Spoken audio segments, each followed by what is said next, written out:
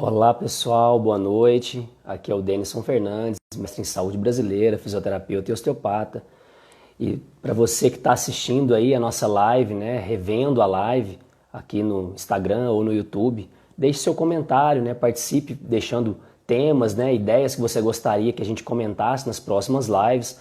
Se você também tem interesse em participar do nosso curso gratuito, o link está na bio aqui no Instagram, é só você entrar na fotinha ali do Instituto de Osteopatia e Ciências Biológicas e logo abaixo vai ter um link azul.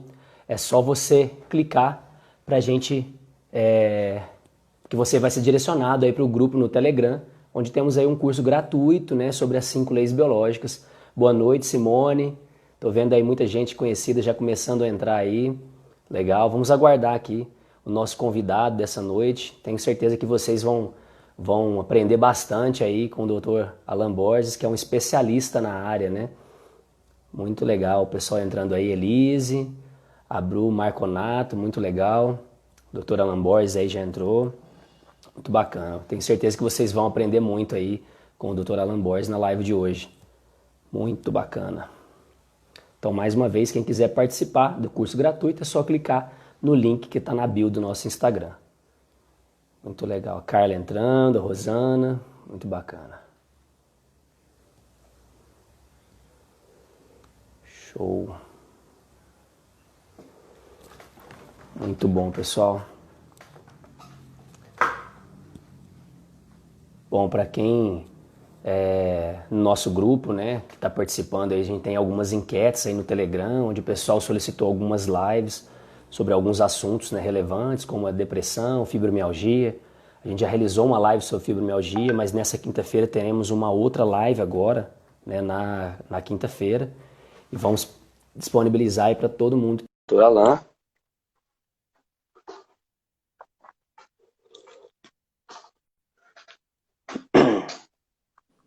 Opa! Olá, boa Tudo noite. bem, doutor? Joia? Tudo bem? E aí, como é que Bom, tá? pô, bacana pra caramba. Essa quarentena aí vai fazendo a gente estudar cada vez mais É e isso a gente aí. vai conhecendo aí, né? Infelizmente eu não tive a oportunidade de conhecer pessoalmente, mas só elogios aqui em Juiz de Fora, Minas Gerais, para você aí. Bom, Obrigado, cara. pessoal, mais uma vez gostaria de agradecer, né, a sua disponibilidade em estar fazendo essa live conosco aqui do Instituto de Osteopatia e Ciências Biológicas. É um prazer imenso, né, ter a oportunidade de discutir sobre as questões, né, osteopáticas e bioemocionais, né, biológicas aí, sobre esse tema que afeta muitas e muitas pessoas aí ao redor do mundo inteiro, né? E eu gostaria então de começar te apresentando, né? O Dr. Alan Carlos de Moraes Borges, ele é osteopata DO, ele é diplomado em osteopatia, ele é membro do Registro Brasileiro de Osteopatas, o MROBR, né? Ele foi docente do Instituto de Osteopatia e do Instituto do Curso de Osteopatia e Terapias Manuais. Ele é fisioterapeuta, especialista em terapia manual e técnicas osteopáticas pela Faculdade Estadual de Educação Física e Fisioterapia, no campus de Jacarezinho. Tem experiência na área de fisioterapia, osteopatia, posturologia, leitura biológica, microfisioterapia, terapia crânio-sacral e somatosensorial, manipulação visceral e nova medicina germânica. E não teria ninguém melhor para falar sobre o tema relacionado a diabetes do que você, né, Alan, que estudou isso no seu DO aí, né, com o título aí da sua defesa de diploma de osteopata, com o efeito da manipulação osteopática visceral no pâncreas em pacientes diabéticos. Então, quando eu vi isso aqui, não teria como alguém melhor para falar sobre esse assunto do que você. Então, mais uma vez, muito obrigado. É um prazer imenso você aceitar esse convite e poder dar aqui uma aula, com certeza, para as pessoas que estão participando. Muito obrigado de coração.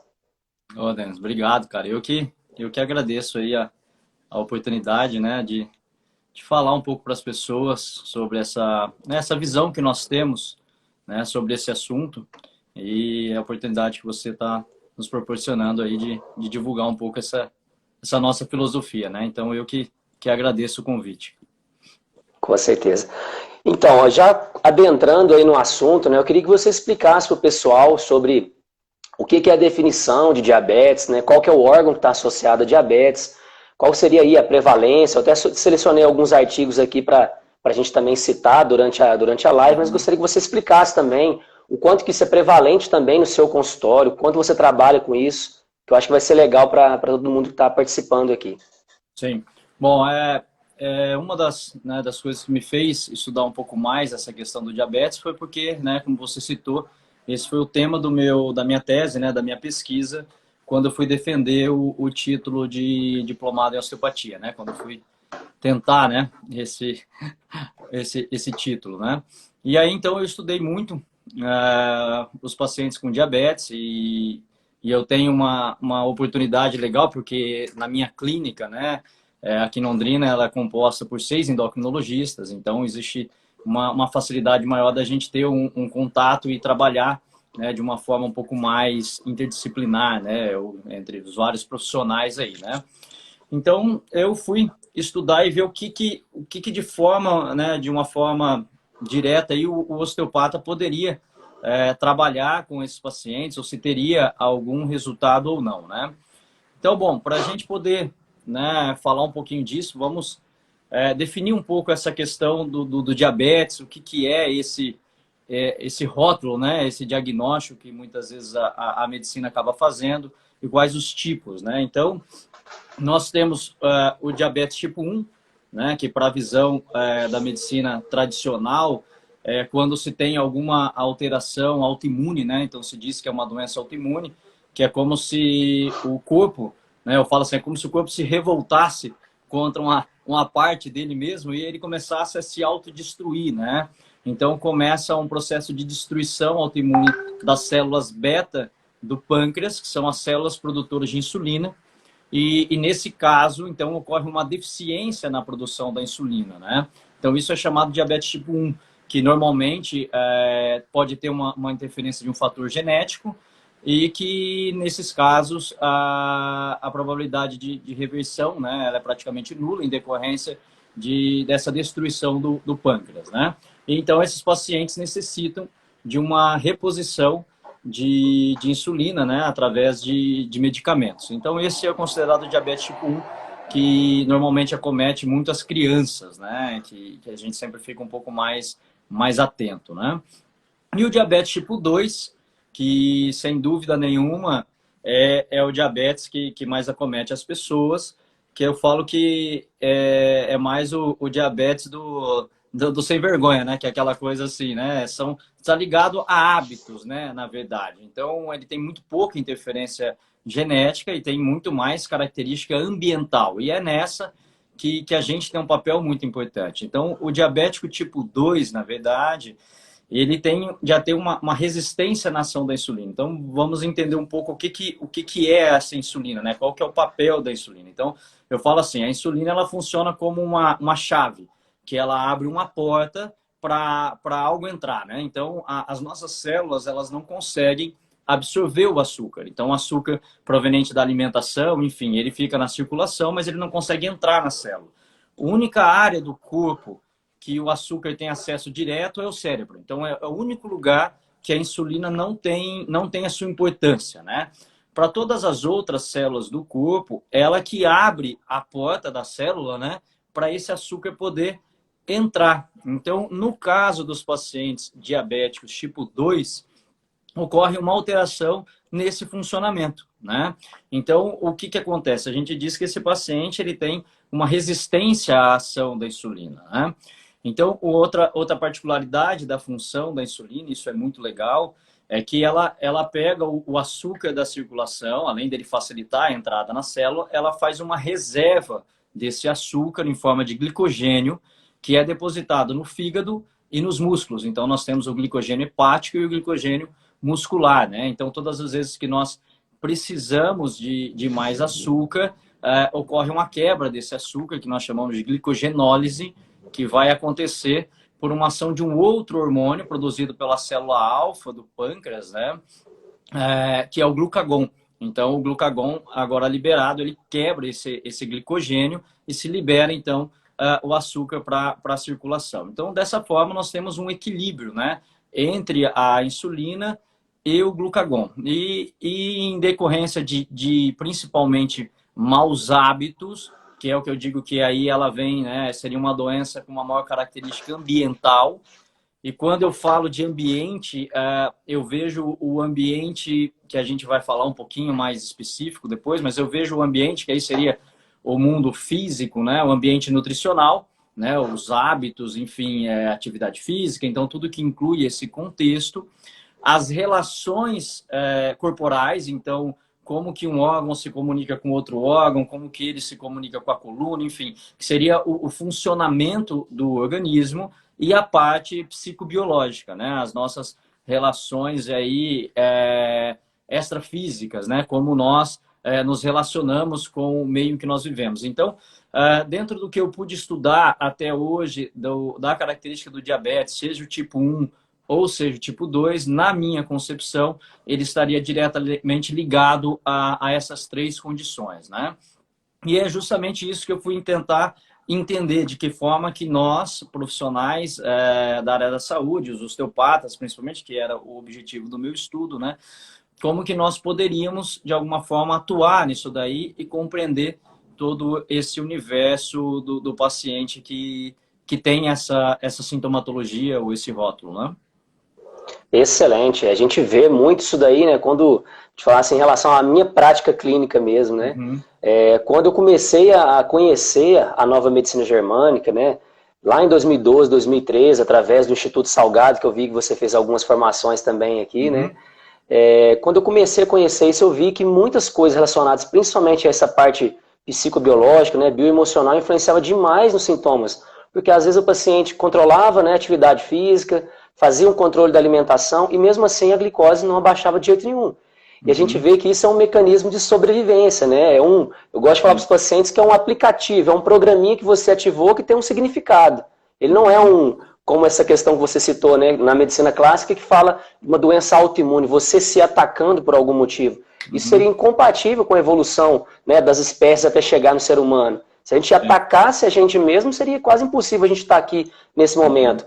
E deixando bem claro, né, que os medicamentos têm um papel importante, que muitos de nós nem estaríamos aqui se não tivesse a interação medicamentosa. Então a gente Sim. vê esse papel que você citou, né, dos endocrinologistas junto com a sua atuação osteopática, é fantástico, Uhum. porque você tem aí diretamente, né, um contato com esses profissionais e você consegue ter uma atuação mais efetiva ainda, né?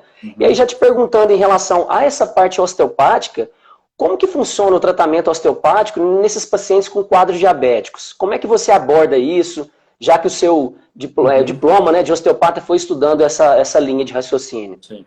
Bom, então vamos lá. Dentro desse contexto, é importante que a gente diga o quê? O osteopata, né? Eu falo assim, a osteopatia não é uma técnica, né? A osteopatia é uma filosofia, né? Então, dentro disso, o osteopata ele se torna um profissional que ele tenta integrar as diferentes situações ou condições ou fatores que interferem nessa relação saúde e doença, né? E o grande objetivo de um osteopata, naturalmente, não é intervir na doença. Então, a gente diz assim, a medicina tradicional, ela é focada na doença ou no sintoma, né? E nós não. Nós, de alguma forma, vamos tentar entender essas correlações do corpo e a correlação da pessoa, Deu uma travada aí. né? Tá me ouvindo? Não sei, tá me ouvindo, Alan? Eu te ouço. Tá, desculpa, aí deu uma travada aqui. Se você puder É? retomar aí. Então, dentro desse contexto, então, do osteopata, então ele vai buscar correlacionar, né, investigar as correlações do corpo, como uma área se relaciona com outra área, e também da importância da relação do indivíduo com o seu meio ambiente. Então, esse meio ambiente ele inclui o aspecto nutricional, ele inclui o aspecto psíquico e ele inclui as relações físicas, né? Lógico que sem entrar na prática de outros profissionais, né? Porque quando nós falamos da importância da alimentação, eu deixo bem claro que nós não fazemos cardápios, enfim, não entramos também na profissão do nutricionista. Quando nós falamos da psique, dessa parte psicobiológica, nós de maneira nenhuma temos o objetivo de substituir o trabalho de um psicólogo, porém, nós acreditamos que se nós trabalhamos com um indivíduo, nós temos que ter ferramentas para tentar atuar, né, de forma bem global, né, olhando o indivíduo como um todo e, sem dúvida nenhuma, com as suas necessidades de sobrevivência externa, né? Então, o primeiro ponto importante, quando eu falo dessa questão, é o aspecto nutricional, né? Então, a gente não pode deixar isso de lado. Então, hoje fala-se muito, né, dos principais alimentos, e isso é muito interessante, porque às vezes a gente vai trabalhar com um paciente diabético e ele fala assim, ah, mas eu não consumo açúcar. Então, as pessoas, infelizmente, associam isso com açúcar, mas esquecem da quantidade de alimentos que se transformam em açúcar. Então, hoje, o maior vilão, né, da alteração da glicemia é o carboidrato. Então, isso hoje está muito claro, né, devido a essa questão. Ah, mas todo tipo de carboidrato? Não. O que nós chamamos de carboidrato simples, que tem como base aí a farinha de trigo, né? Porque você tem os carboidratos complexos, como a mandioca, o aipim, a batata doce, enfim, que são bons carboidratos, né? São boas fontes de energia. Por que que isso acontece? Porque quando eu tenho um alimento que tem como base o açúcar, então alguns os refrigerantes, enfim, todo esse contexto, né? Isso vai fazer com que o meu organismo tenha picos de açúcar. E se isso acontece, automaticamente eu tenho que liberar uma maior quantidade de insulina para retirar esse açúcar da corrente sanguínea e jogar ele para dentro da célula ou em forma de reserva hepática ou muscular, né, que seria o glicogênio. Então, se isso acontece com muita frequência, eu tenho que cada vez mais liberar uma maior quantidade de insulina. E a longo prazo, observa-se que você começa a ter uma dificuldade nessa relação entre consumo e liberação, né? E isso faz com que uma maior quantidade de açúcar fique circulando. Então, eu vou introduzir isso aí para vocês observarem como as coisas vão acontecendo, né? E esse açúcar circulando, ele começa a se transformar por alguns processos. Você imagina que a gente vai chamar de uma parte glicada, que imagina o açúcar, ele entra em contato com o sangue é quente. Então é a mesma coisa de você colocar o açúcar numa panela. Então você vai transformar isso num caramelo, né? E esse processo, ele se torna extremamente lesivo para o corpo, porque ele vai aumentar o processo oxidativo e, consequentemente, processo inflamatório. Por isso que o paciente diabético, naturalmente, ele tem um aumento do risco cardiovascular, porque esse processo ele vai lesionar a parede da artéria e justamente vai gerar um processo, como se a gente falasse que fosse um processo abrasivo para a artéria, né? Isso lesiona o endotélio vascular, aumenta o processo inflamatório, faz com que, por exemplo, o colesterol, que não é ruim, né? A gente fala disso o tempo todo, mas ele possa, né? O mecanismo lesivo é que é o problema, e então gera uma possibilidade infiltrativa desse colesterol, principalmente o LDL, né? O tipo de colesterol ruim. Lembrando que a gente tem 11 tipos de LDL, somente 2 são ruins. Então eu começo a ter um aumento, por exemplo, do risco cardiovascular. Então isso é uma possibilidade. Outra coisa muito importante que eu observei nos meus estudos e que muitas vezes não se leva em consideração é que também esse processo do aumento do açúcar, muitos estudos mostram que ele pode gerar um processo de glicosilação dos tendões. E isso faz com que aumente o enrijecimento e dores articulares. Um paciente diabético, que foi uma das coisas que eu pontuei no meu estudo, ele tem quase 27% mais chance de desenvolver dores no ombro, né? Principalmente processo de capsulite adesiva, que chama muita atenção, quando comparado com 5% da população não diabética. Então, basicamente, ele tem aí quase 5 vezes mais, 6 vezes mais chance de desenvolver lesões osteoarticulares, né? Processos inflamatórios crônicos. E isso muitas vezes não é levado em consideração. E aí, no grupo que eu peguei para estudar, todos tinham, de alguma forma, alguma sintomatologia no ombro, que eu gostaria de ver a possibilidade dessa correlação da intervenção osteopática nesse tipo de paciente. E os principais estudos relatam essa correlação com a glicosilação. Isso também é muito importante, que o pâncreas, uma das áreas de dor referida dele, é a região interescapular, né? A região da escápula. O pâncreas endócrino, a parte endócrina do pâncreas, tende a dar mais sintomas no ombro esquerdo. E a parte exócrina dele, que é a parte digestiva, mais sintomas na região direita, né? Lembrando que o pâncreas tem dupla função, né? Ele tem função endócrina, 2% do pâncreas é endócrino. E 98% do pâncreas é exócrino, onde ele participa diretamente da produção de enzimas digestivas, que vai ajudar na quebra de moléculas, né, para serem mais facilmente absorvidas pelo duodeno. Mas o foco sempre, né, nesse contexto seria o pâncreas endócrino, né? Então observa-se uma correlação direta devido a esse processo oxidativo aumentado, aumento da inflamação. Esses pacientes se tornam um pouco mais poliqueixosos também do ponto de vista articular, que depois, se a gente for olhar, né, do ponto de vista psicobiológico, nós vamos dar outras explicações, mas aqui nós estamos, né, nesse momento falando de possibilidades aí de estudos, né, o que cada um observou. Eu acho que o interessante eu sempre acredito isso também, e acho que isso é uma coisa que me favoreceu muito nessa minha jornada, é que não existe uma única verdade, né? Porque existem os defensores de uma única verdade. Ou é isso, ou não é, e acabou. E eu, por ter transitado em várias possibilidades, tanto do ponto de vista físico, quanto não físico, quanto nutricional, hoje eu tenho a certeza de que a doença, sem dúvida nenhuma, ela é multifatorial.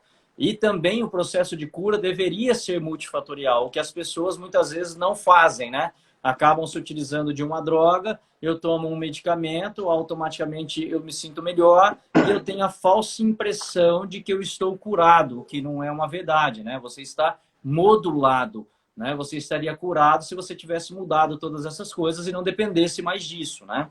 Então, do ponto de vista do excesso de açúcar circulante, e aí a questão nutricional, nós teríamos, sem dúvida nenhuma, observar principalmente a relação que esse paciente tem com o aumento do consumo de carboidratos, né? Então, esse é o ponto principal. E eu acho que todo profissional tem que se atentar, pelo menos, a isso daí, né? Olhando a grosso modo, tá?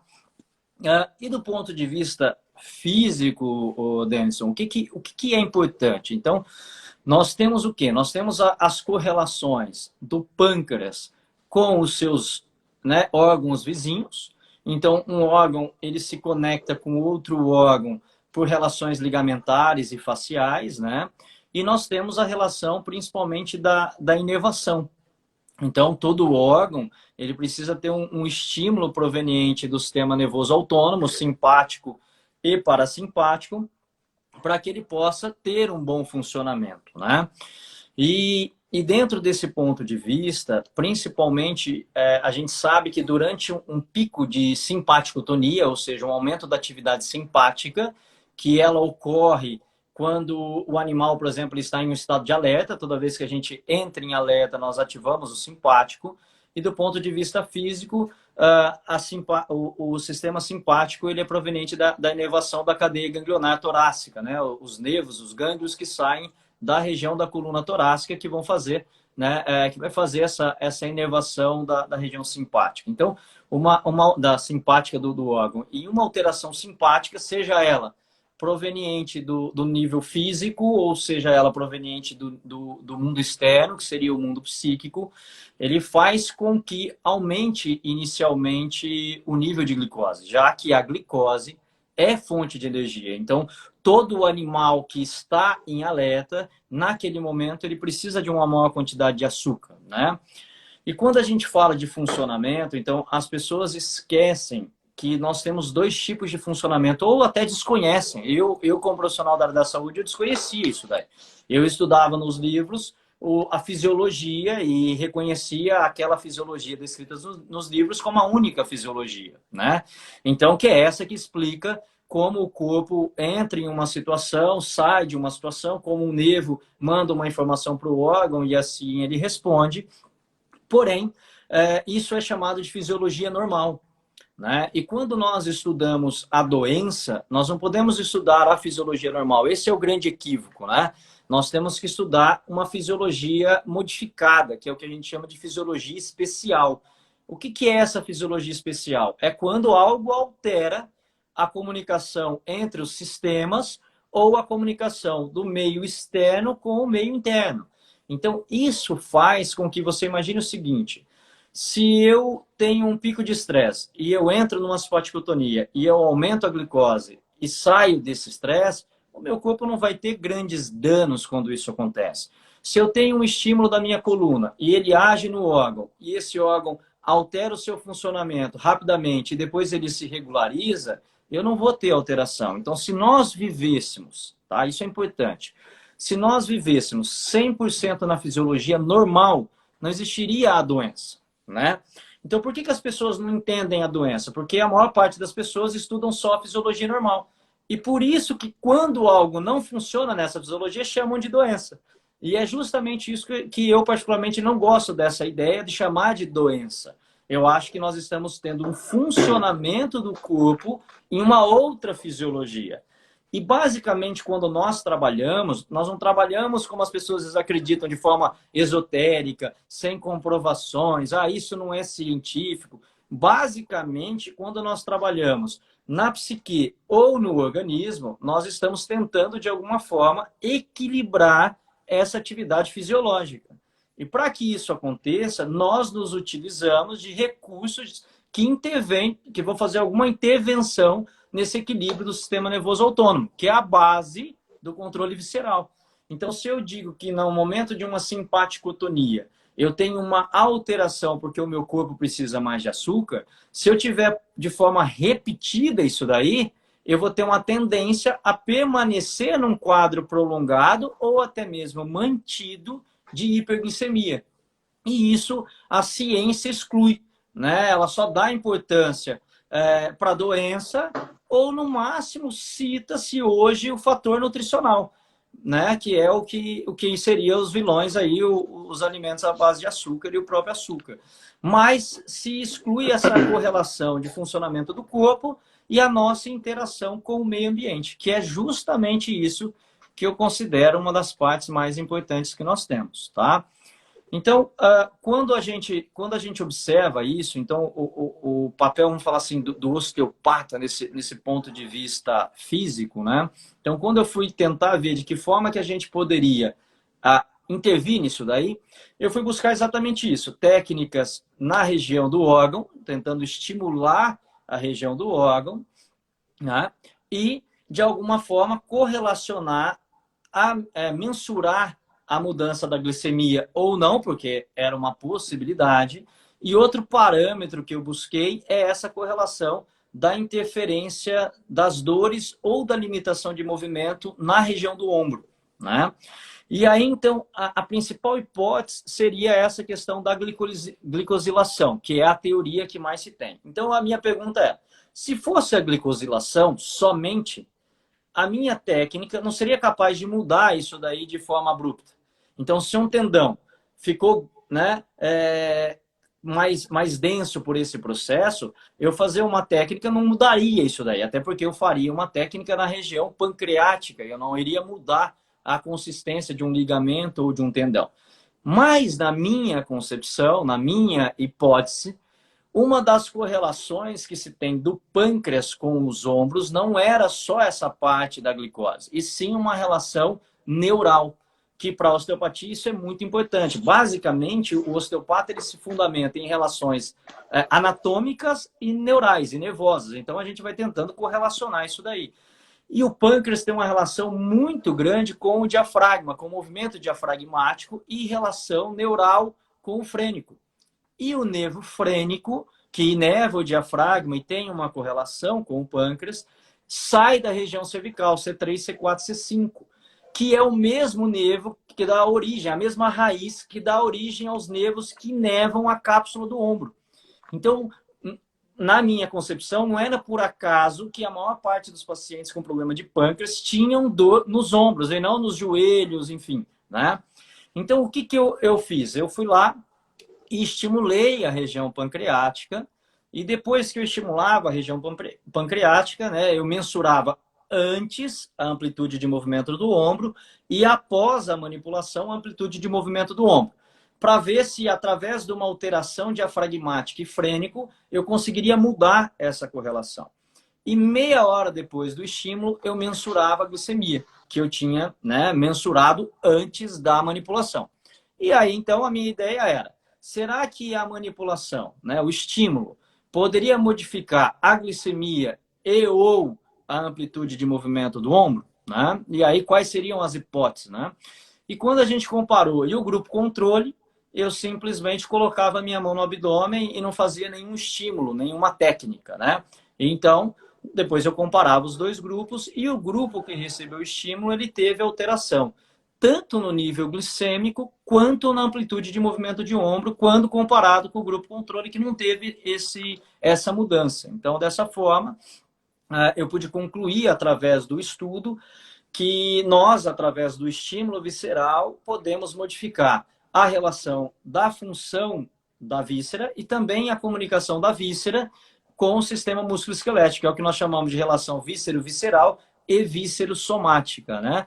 E a hipótese foi a seguinte, que talvez o estímulo, o que se considera principalmente que há uma alteração ou da resistência da ação da insulina ou da produção da insulina, talvez isso também estivesse ligado de alguma forma a uma alteração funcional do próprio órgão. E uma vez que isso, o estímulo aconteceu, eu disse, eu fundamentei dizendo que parecia que as células estavam meio adormecidas e que o estímulo, de alguma forma, acordou isso daí, fazendo com que uma maior quantidade, provavelmente, de insulina tivesse sido liberada e, de alguma forma, isso tivesse, né, melhorado o nível glicêmico dos pacientes. A outra... Esse estímulo que você fez foi só em relação à motilidade ou você trabalhou, por exemplo, a mobilidade do duodeno ou alguma outra técnica?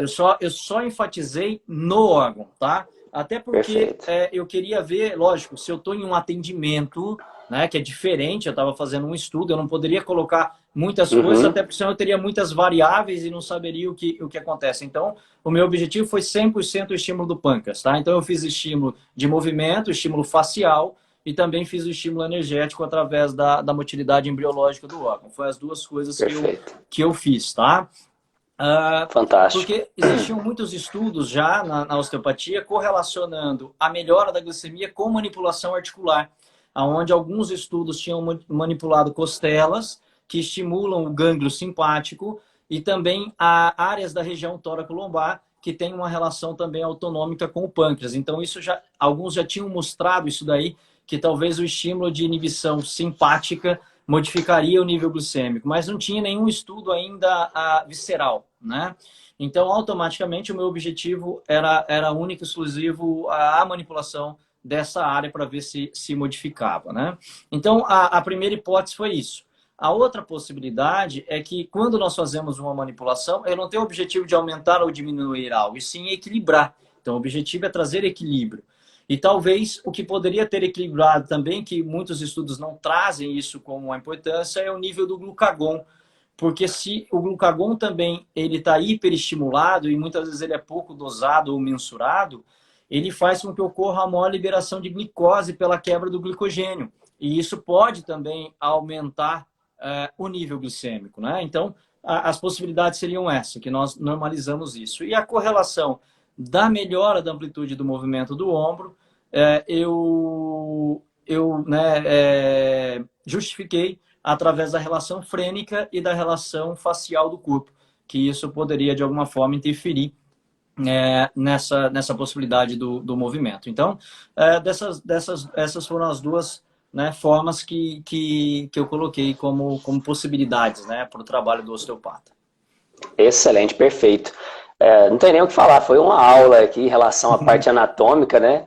E toda a interpretação, né, dos seus achados, a discussão do seu trabalho foi espetacular nessa explicação aí neuroanatômica, né? Então, aprofundando um pouco mais, né, na questão bioemocional, a gente vê, como você comentou bem, a parte exócrina, né, que tem uma relação derivada aí do endoderma, que poderia ter aí, por exemplo, um tumor na região do endoderma, nessa região do pâncreas, na fase ativa, quando a gente está vivendo o estresse, né?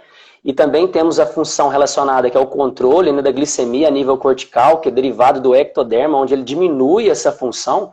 Então, no momento onde eu estou vivendo, por exemplo, um confronto, um enfrentamento, alguma situação onde eu tenho que lutar por algum motivo, seja ele qual for, eu posso aí ter uma saída, né, da insulina e aumentar a glicemia a nível sanguíneo, para eu estar preparado para a luta, preparado para a situação, né, de luta ou fuga. E aí eu até atendendo uma paciente hoje, que ela até está aqui na live, a Patrícia Cândida aí, que ela teve, né, alguns problemas relacionados a câncer de mama, né, está em tratamento, e ela me perguntou hoje no atendimento, né, como que funciona, né, essa questão da glicose, porque ela tinha ali uma glicemia de 110, 115, e aí durante esse período da quarentena a glicemia dela foi para 150, 160. E ela participou aí, né, viveu algumas situações relacionadas à filha, onde ela está lutando por uma situação específica, para ver se a filha muda, para ver se a filha modifica uma relação que ela tem com, né, com um namorado aí, que acaba não sendo uma relação saudável, né? E quando você está resistindo, confrontando, freando uma situação, lutando, você pode aí entrar numa fase ativa do ectoderma, que está associado, por exemplo, às células beta, né, das ilhotas de Langer, onde você vai ter aí uma saída, né, uma diminuição da ativação da insulina e aumentar a glicemia. Mas essa abundância de energia a nível sanguíneo, né, eu ter mais açúcar no sangue, é exatamente para me preparar para a luta, para a ação. Né? E a gente vê isso também no comportamento animal na filogenética. O contrário já seria o glucagon. O glucagon, quando eu estou numa fase ativa e ele sai, automaticamente eu tenho uma hipoglicemia, diminui o açúcar no sangue. E aí, uma das autoras, né, um dos cursos que eu fiz, que foi com a Tizé Orubi, que foi tradutora do Dr. Hammer aí por 8 anos, ela falava que isso é um comportamento, existe um comportamento animal masculino e um comportamento animal feminino. Onde o masculino é esse, que eu me preparo para a ação. Eu vou para o combate, seja ele qual for. Dependendo da história, né, onde você tem que realmente conectar com o paciente e entender o que está acontecendo, e não simplesmente falar isso é conflito de resistência. Isso não serve para nada no meu entendimento. A gente tem que realmente entender a história do paciente e aí sim dar informações precisas para que ele possa, né, entender que muitas vezes, né, Alan, a gente precisa modificar alguma coisa para ter um resultado diferente na nossa glicemia. E aí quando eu tenho, então, um comportamento feminino, né, eu já posso, por exemplo, ter um desmaio, porque eu vou diminuir a glicemia ali.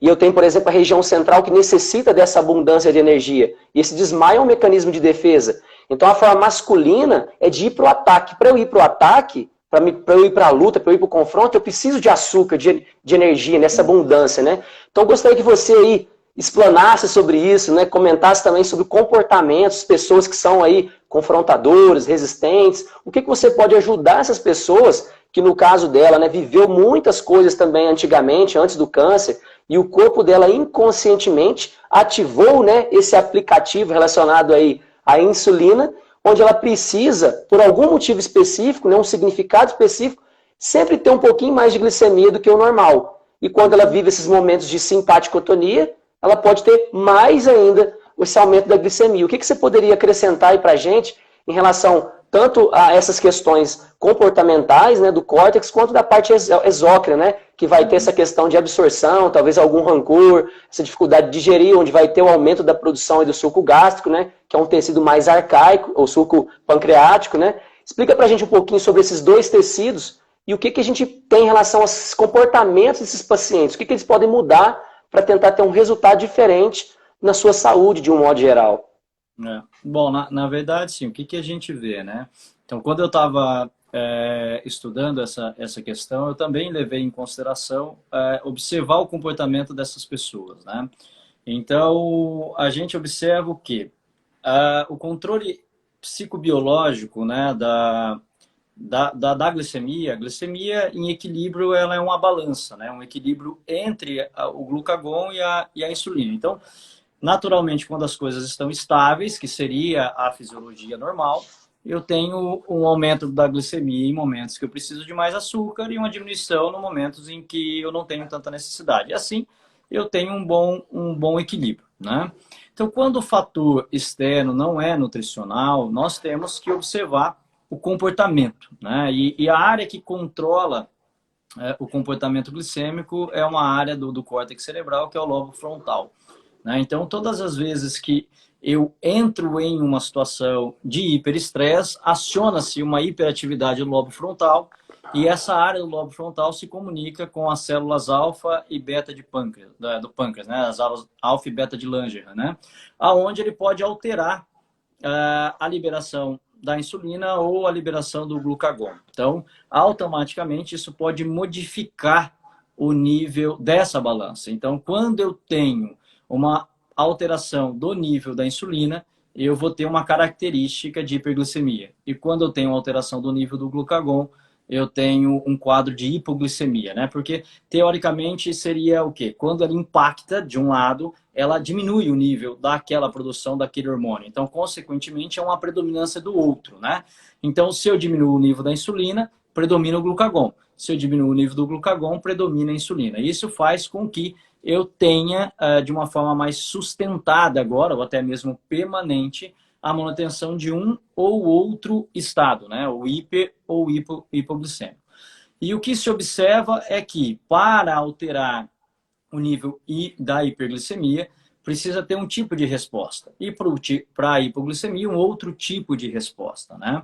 Então, quando eu fui observar o comportamento dos pacientes diabéticos, hiperglicêmicos, então, eles tendem a ter justamente isso que você falou, né? Então, o que impacta a região da produção da insulina é uma sensação onde eu estou diante de algo que eu preciso resistir. Então, se eu preciso resistir, o movimento de resistência é o que mais precisa de açúcar, né? Então, quando eu estou diante dessa situação, eu altero meu nível de insulina justamente para que eu possa ter uma maior quantidade, né, de açúcar circulante. Então, dessa forma, é como se o meu corpo precisasse desse aporte, ou desse plus, para eu poder ter mais energia para poder lutar, para poder resistir. Então, a gente diz o quê? O paciente diabético são pacientes que são pouco flexíveis, então eles são muito resistentes. Pavio um pouco mais curto, resistentes à mudança, muitas vezes acham que tem sempre razão. Então, isso é uma característica desse comportamento, um pouco menos de paciência, que é natural, porque se eu tenho muito açúcar, eu tenho muita energia. Se eu tenho muita energia, logo eu sou mais explosivo, enfim. Então, isso é uma característica. Então, eu vejo nitidamente quando o paciente diabético entra na clínica, porque muitas vezes ele já discute com a secretária, muitas vezes então ele tem um comportamento um pouco mais confrontador, né? Que é justamente Até um pouco mais, até ansioso pela questão dos eu vou falar pensamentos, né? dessa questão do comportamento depois. E aí nós temos o outro em contrapartida, que é o hipoglicêmico, que é justamente o animal que ele está em uma posição de talvez evitar esse confronto, né? Então, é uma característica um pouco mais de se colocar de uma forma mais passiva, né? Então, esse é o típico do hipoglicêmico, que diante de uma situação também, a gente diz que são situações que vêm pela frente, algo que está diante da pessoa, né? Por isso que ou eu vou resistir diante de algo, ou eu vou evitar aquilo ali. Então, o paciente que impacta o glucagon é aquele que tem uma sensação um pouco mais de asco, de nojo, de evitar essa condição. Então, isso faz com que ele tenha um quadro de hipoglicemia e, consequentemente, uma coisa que chama muita atenção é o aumento do apetite. Por isso que o foco hipoglicêmico não é o momento, mas esse foco ele está ligado aos transtornos de comportamento da compulsão, né, alimentar. Tá? Por isso que a pessoa come. E também o que se observou é que toda a área de comando físico, ele também comanda um tipo de comportamento. E aí a coisa se retroalimenta, eu falo.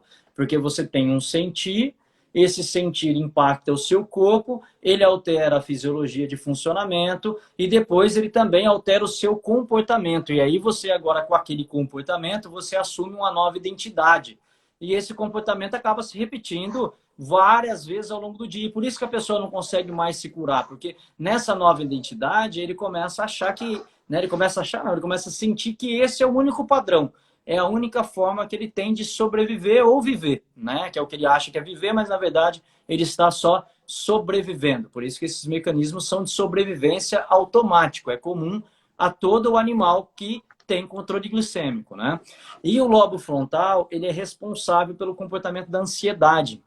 Então, naturalmente, todo paciente que tem alteração glicêmica, ele é ansioso. Então, a característica dessa pessoa é ter ansiedade e pânico. São as duas coisas que fazem parte desse mesmo processo, tá? E por que ele se torna ansioso? Porque é como se ele já tivesse se colocando em uma posição de estar à frente do problema. Então, como ele está sempre pronto para algo, ou para, né, fugir, ou para lutar, então ele precisa de alguma forma se precaver disso. Então, a ansiedade faz com que ele se conecte muito mais ao futuro do que ao presente. E aí ele mentalmente começa a se tornar muito ativo, muito mais, porque ele pensa, não para, cheio de ideias, cheio de coisas. E o açúcar é o principal alimento do cérebro. Então, naturalmente, muda essa fisiologia para que possa ter uma maior quantidade de açúcar chegando ao cérebro, para que ele possa nutrir esse cérebro que não para de forma nenhuma. Então, você imagina que interessante agora. Eu tenho um comportamento, então eu posso estar aqui já pensando no que eu vou fazer amanhã. Aí eu chego no amanhã, de manhã, eu estou pensando no que eu vou fazer à tarde. Então, isso não para. Então, esse paciente não tem como ele recuperar mais o nível glicêmico anterior. Porque o corpo entende o seguinte, se eu preciso de mais, eu vou te dar. O corpo nunca dá mais do que a gente precisa e nem menos do que a gente precisa. O corpo sempre dá aquilo que é uma necessidade. E é interessante a gente observar que quem comanda isso não é a nossa parte consciente, são as necessidades naturais inconscientes de sobrevivência. Então você imagina, a diferença do consciente para o inconsciente é que um pensa e o outro não pensa, um só age. Então não tem como ele dizer, olha, não tem senso de bom e ruim, só tem a necessidade. Então a gente diz o quê? Para se trabalhar com um paciente, então aqui a gente está dando uma explicação, e depois existe a terapia, lógico, você precisa modificar tudo isso. Então quem que é o dono do processo? É a pessoa. Então não tem como eu sair disso se eu não mudar algo. Então é uma coisa eu digo para todos os meus pacientes, não existe cura sem mudança. Isso daí é bobagem, tá? Para as pessoas que não querem mudar, ou não estão dispostas, ou não podem, enfim, nós não estamos julgando isso daí. O mundo é o mundo da droga, né? Que vai até a hora que dá certo, enfim. Mas as pessoas que estão dispostas a mudar, é possível sim, seja do ponto de vista alimentar, seja do ponto de vista comportamental, mas precisa ocorrer alguma mudança nesse meio, né? A prática de atividade física, enfim, a somatória das diferentes coisas pode fazer com que esse comportamento modifique, e se esse comportamento modificar, eu tenho a certeza que o seu nível glicêmico também vai mudar e você pode, sem dúvida nenhuma, viver dentro, de novo, da fisiologia normal, né? Que seria esse equilíbrio, né? Excelente. A gente vê também, Alan, que muitos pacientes, às vezes, já estão num quadro de solução biológica, já estão no quadro de reparação tecidual, e muitas vezes, né, até o que o Dr. Hammer explica, quando você vive uma situação dramática, inesperada, como essa questão de um confronto, né, ou medo de um enfrentar, né, um medo frontal que a gente fala, eu posso, por exemplo, nessas situações, que já passou a situação, naquele momento eu faço como se fosse uma fotografia de tudo que está acontecendo, né? E eu ativo todos os meus órgãos do sentido, então, o cheiro do que está acontecendo naquele momento, os ruídos, né? Se eu fui ameaçado, por exemplo, com uma arma e fiquei com muito medo daquela situação, de enfrentar aquele momento, e eu crio, então, esses mecanismos de sobrevivência. Às vezes o paciente já não está vivendo aquilo mais, mas, infelizmente, nós não somos como os animais, né, na natureza, que vivem uma situação, ativa esse sistema simpático parasimpático, aumenta a glicemia ou diminui de acordo com o que ele está passando e volta ao estado normal. Enquanto não tem um agressor novamente para atacar ele, ele não vai ter essa alteração, né? Só que nós, seres humanos, temos essa parte consciente, essa parte racional, onde ativamos esses mecanismos de sobrevivência também, né? De forma inconsciente, o tato, o paladar, o cheiro e tudo mais, a audição, para nos deixar em um estado de alerta. E a própria glicemia é um mecanismo de defesa, né? Então a gente vê que essa parte, essa fotografia de tudo que está acontecendo ao redor, às vezes um timbre de voz de alguém que parece com aquela pessoa que tentou me assaltar quando eu tive essa alteração, eu posso ter a mesma reação, posso desenvolver uma síndrome do pânico, por exemplo, como você bem explicou. Então a gente vê que isso é de suma importância a gente entender todo esse aspecto, né? E alguns autores citam, né, que até na natureza, quando você tem aí os animais confrontando em relação à questão territorial, o animal normalmente que perde o território, que ele perde aquela luta, aquele confronto, ele pode ficar um pouquinho com a glicemia alterada já para preparar para qualquer momento lutar de novo e conseguir tomar aquele território, né? E aí já entrando um pouquinho nessa questão territorial, eu gostaria que você explicasse para a gente em relação aos ductos, né? Que tem aí essa conexão com a parte territorial. Explica para a gente um pouquinho, né? Que até numa solução biológica pode ter um quadro grave, né? Você que trabalha aí com os endocrinologistas do seu consultório pode explicar isso de uma forma muito melhor. Aí a gente entraria na parte exócrina do pâncreas, né? Que é a parte digestiva. Então, dentro da parte digestiva, nós temos o parênquima pancreático, que é o que vai produzir o suco pancreático. Então, eu tenho uma área do pâncreas que produz e eu tenho uma área do pâncreas que conduz. Então, ele precisa conduzir, né, esse suco pancreático até o duodeno, né? Para que ele possa ter ação realmente no duodeno, né? Então, o pâncreas produz, por exemplo, a amilase, a lipase, a tripsina. Então, o que eles vão fazer? Eles vão pegar uma proteína, por exemplo, e vão transformar em um aminoácido, vão pegar uma gordura e vão transformar num ácido graxo. Então, ele pega o macro e tenta transformar no micro para que ele possa ser absorvido no duodeno. Então, aí eu tenho uma correlação entre produção de suco pancreático e escoamento, né, do suco pancreático até a região do duodeno. Então, a parte produtora, ele tem como característica produzir esse suco para facilitar a digestão. Então, justamente essas pessoas que começam a ter alteração nesse aspecto é porque eles estão tendo alguma dificuldade de digerir algo, né? Então, a gente diz que muitas vezes é uma contrariedade indigesta, é uma situação difícil de ser digerida. O pâncreas é um órgão, o pâncreas exócrino, que nos remete muito a bens materiais, então situações de impacto nesse sentido, herança, brigas, disputas. Então, sempre nesse contexto onde algo está muito difícil de ser digerido, né? Então, isso poderia implicar na alteração funcional da parte exócrina do pâncreas, que vai refletir principalmente na nossa função digestiva, né? E também nós temos a parte do ducto, que aí é um outro contexto, que é um contexto mais dentro, né, dessa parte territorial masculina, que é quando nós temos um impacto em decorrência de sensações de raiva, de ira, de injustiça, aquela sensação mais ruminadora, que a pessoa fica, né, naquele contexto desse impacto, dessa raiva, né, toda.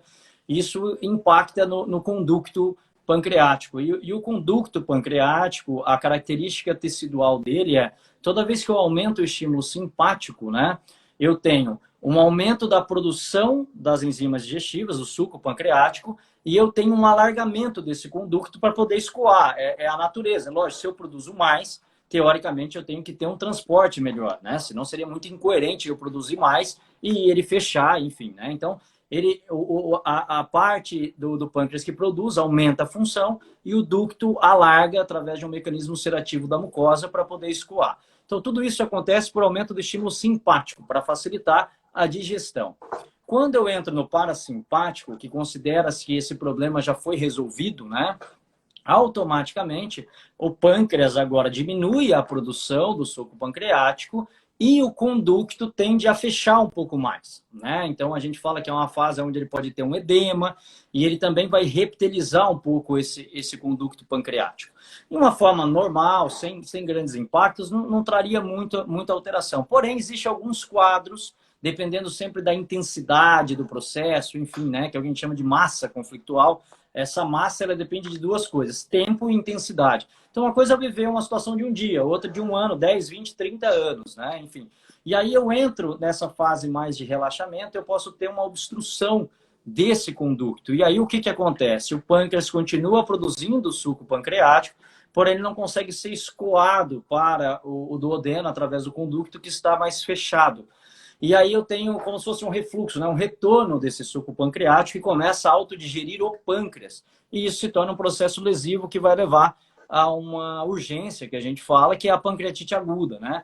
Que, consequentemente, vai precisar da medicina de intervenção, que aí é drogas, enfim, todo esse processo, porque isso pode ser incompatível com a vida, né? Então, é sempre um risco, vamos falar assim, desse processo de solução, né? Por isso que a gente... eu falo, muitas pessoas que trabalham com a visão biológica, que tem só a teoria e tem pouca prática, eles às vezes acabam dizendo, fica tranquilo, você está numa fase de reparação, como se estar reparando fosse algo tranquilo. E, na verdade, a maior parte dos pacientes que morrem reparando algo, né? Com certeza. Então, por isso que eu falo para os meus pacientes, a importância que você tem de ter consciência do processo e mais clareza não te faz não entrar no processo, mas te faz reconhecer o processo mais rapidamente. E quanto mais rápido eu reconheço e talvez eu tenha uma atitude de mudança, os impactos no meu nível físico, psíquico, enfim, ele vai ser muito menor, o que faz com que eu tenha mais chance de passar por processos sem recidiva, sem cronicidade e sem uma maior possibilidade, muitas vezes, de entrar num quadro de urgência que, em alguns momentos, a medicina, os medicamentos podem te ajudar, mas em outros momentos nem isso. E aí, talvez você fique ou dependente o resto da vida de uma droga, como, por exemplo, o diabético tipo 1, que não surgiu do nada, ou, por exemplo, um paciente que teve um dano importante em um órgão e aí ele precisa desse processo de intervenção constante, né? Perfeito. Não, a gente vê isso aí, essa interação da medicina alopática com a medicina germânica é fantástica, quando você consegue trabalhar, né, as 5 leis biológicas de forma responsável, como você bem explicou aí. Já pegando esse gancho, muitas pessoas falam assim, a nova medicina germânica não tem comprovação científica, não tem nada. Então, eu gostaria de trazer, já que a gente comentou sobre essa questão do conducto, né, dos ductos ali pancreáticos, que tem um controle no córtex temporal direito, né, que poderia fazer com que o paciente tivesse quadros de depressão, por exemplo. Eu trouxe aqui um artigo, né, que é uma meta-análise, é o maior nível de evidência científica, que concluíram que pessoas que estão deprimidas, elas têm 41% mais chance de desenvolver diabetes. Mostrando já uma associação com a diabetes. Isso aqui não é um artigo feito na esquina ali. É um artigo de meta-análise, que pegaram vários ensaios clínicos randomizados, fizeram uma análise estatística novamente e falaram assim, não, é dessa forma que é feita essa questão científica. Outros artigos mostraram aqui, ó, um artigo publicado em 2016, colocaram que a depressão ela é 2 vezes maior em pessoas com diabetes mellitus. Então a gente vê que tem uma influência, uma correlação aí da diabetes, né, com quadros relacionados aí à depressão. Um outro artigo publicado por Perrin em 2017, eles também realizaram uma meta-análise, né, e eles demonstraram que pessoas que têm diabetes tipo 2, como você bem explicou da questão da ansiedade, eles estão associados ao estresse e ansiedade em 36%. Eles ficam mais ansiosos, com mais sintomas, né? Mostrando associação aí também, até mesmo com o sexo feminino, mostrando que as mulheres também têm uma associação. E eles concluíram no estudo deles aqui que é necessário explorar a comorbidade psicológica no diabetes tipo 2 para entender melhor a forma de identificar e tratar adequadamente os indivíduos. Ou seja, o que o Dr. Hammer fez? Ele apenas trouxe uma informação para agregar nesse meio científico, para explicar as coisas. Porque essa mesma paciente que eu citei, que foi hoje no consultório, né, que não tinha diabetes, estava ali, vamos dizer assim, pré-diabético, como a medicina carimba, né, faz esse rótulo aí, como você descreveu. Ela apenas vivendo algumas situações agora nesse momento, de confronto, de resistência, como ela mesma falou, estou lutando com minha filha para ela modificar, eu necessito então dessa glicemia mais alta. Isso é apenas um programa biológico de sobrevivência. Quando a gente consegue entender isso, a gente consegue ressignificar, e quando ela toma atitude, provavelmente quando ela fizer novamente o exame, porque ela já mudou a atitude com a filha, automaticamente ela deve estar com a glicemia mais baixa. Mas como ela já viveu coisas dramáticas, muito fortes, né? Até para gerar um câncer na glândula mamária, que foi o que ela teve, ela precisa, inconscientemente, de ter essa glicemia um pouquinho mais alta que o normal. Então, quando a gente começa a compreender isso, né, Alan, é de suma importância para o paciente mudar essa parte ambiental e tomar conhecimento, tomar as rédeas da sua vida e parar de ficar sobrevivendo, como você bem descreveu, né? Muitos pacientes chegam no consultório, deitam na maca e falam assim, resolve minha vida. E não é assim, né? Ele tem que parar de ser criança e começar a se tornar um adulto, começar a dominar as coisas ali daquele momento, entender o que está acontecendo, para que aí sim ele possa entrar de fato num processo de reparação tecidual, entendendo como você descreveu, que nem sempre um processo de reparação tecidual ele vai ser algo tranquilo.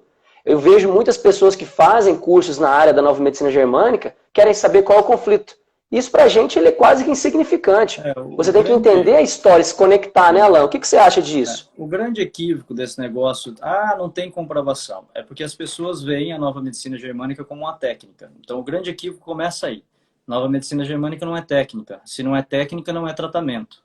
Então não se vê tratamento em nova medicina germânica. Quem faz o tratamento é o terapeuta. Então eu desenvolvo as ferramentas e a partir das ferramentas eu aplico. Então o que foi descrito é como as coisas acontecem a partir de uma alteração fisiológica que ocorre por eventos na vida. Ponto. Então o que existe é uma descrição de como as coisas acontecem. E isso não é a terapia. Então se alguém tem que comprovar algo, ele tem que comprovar o efeito da sua técnica aplicada aos conceitos descritos pela nova medicina. Então, não importa se vai ser a técnica de manipulação, não importa se é uma técnica psicoterápica, não importa se é uma meditação, não importa se é osteopatia, acupuntura, isso é técnica. Então, quando eu vejo a nova medicina germânica como uma técnica, então agora eu tenho que comprovar a aplicabilidade de algo que não é técnico. Então, e é isso que é o equívoco. Então, quando as pessoas começam a falar sobre isso, é porque as pessoas que pedem isso, elas não conhecem a nova medicina. Então, no momento em que eu entendo, como você, com 3 artigos, simplesmente fundamentou o que Hammer escreveu, então, existe muita ciência que fundamentou isso daí. Então, é só a gente procurar. Estudos que fundamentam ou corroboram com esses achados, né? Então, perfeito. Tem uma pessoa perguntando aqui, eu queria que você... aí em 30 segundos, se possível, explicasse a diferença, porque ela perguntou se as pessoas têm diagnóstico médio de diabetes emocional, mas na verdade todas as pessoas diabéticas têm um tipo de alteração emocional, certo? Explica pra gente o que é alteração emocional e alteração biológica, a diferença para que ela possa entender o que é isso, né? Eu sei que é difícil em 30 segundos, mas manda brasa aí. é importante a gente falar, quando a gente fala de resposta biológica, nós não estamos falando de emocional, tá? Então, resposta biológica é o que é comum ao homem e ao animal.